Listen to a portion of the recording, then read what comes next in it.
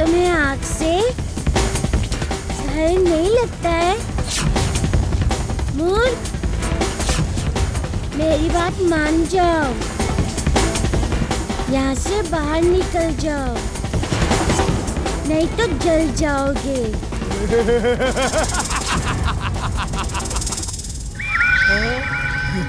कृष्ण, मायावी, मुझे भ्रमित करने का प्रयास मत करो। मैं तुम्हारे साथ रहूंगा इसी आग में और विश्राम करूंगा। जब तुम इस आग में नष्ट हो जाओगे, तभी मैं इस आग से अपने आप को बाहर निकालूंगा। ये आग मेरा कुछ नहीं बिगाड़ सकती है।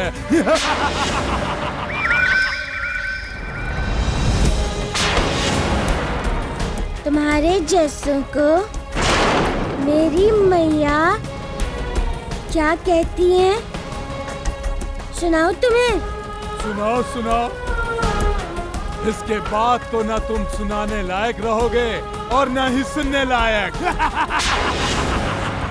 बुद्धू, सुनो।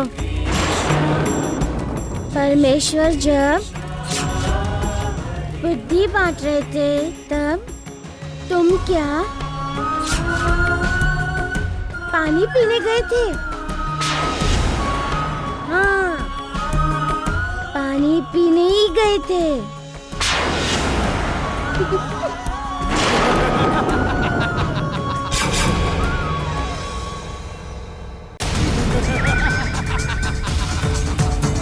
कान्हा, कान्हा।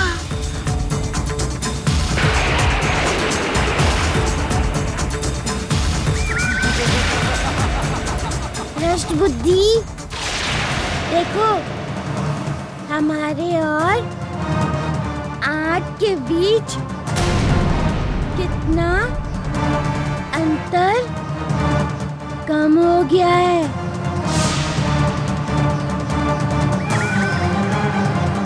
होने दो। अरे, तुम इतने निश्चिंत कैसे हो सकते हो? अरे, तुम इसमें जल जाओगे ना? तुम मेरी चिंता मत करो, अपनी चिंता करो। पछताओगे। मैं पछताऊंगा। तुम्हें अच्छा अवसर मिला है। इस अग्नि में तुम अपने अहंकार को जला दो। जब आग हमें लपटों में लेगी, तब मैं अपने अहंकार और तुम्हारी दोनों की आहुति एक साथ दे दूंगा, समझे? कहाँ हो तुम?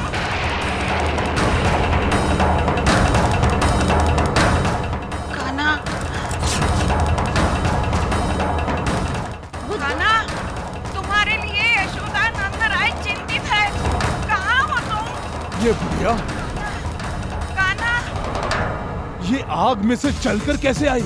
दादी माँ, बुद्धू देखते ही देखते आग से बाहर भी चली जाएंगी। तुम क्या समझते हो? तुम ही आग में चल सकते हो क्या? आग इसे जलाएगी नहीं? पापी, जिस पर ईश्वर की कृपा होती है, उस पर पंच महाभूतों की अवकृपा कभी नहीं होती। मेरी तो बुद्धि काम नहीं कर रही है। बुद्धू, बुद्धि होती तो मैंने तुम्हें जो बताया उसे करके नहीं दिखाते। कृष्णा,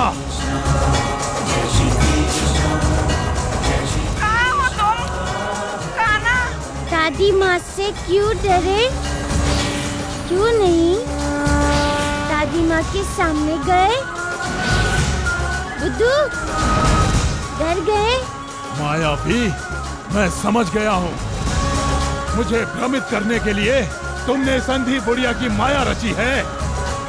और उसे सुरक्षित आग से बाहर भी निकाल दिया, परंतु मैं तुम्हारी माया से भ्रमित होने वाला नहीं हूँ और ना ही मैं तुम्हें छोड़ने वाला हूँ। मैं भी समझ गया हूँ, तुमने अपनी बुद्धि के सारे द्वार बंद कर दिए हैं, इसलिए तुम्हें ईश्वर की लीला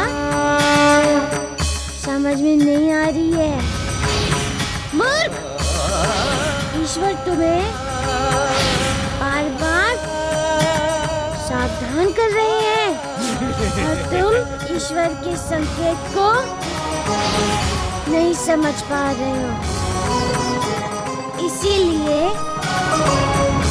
अपने पापों का दंड तुम अवश्य भुगतोगे। जय श्री कृष्ण, जय श्री कृष्ण, जय श्री कृष्ण।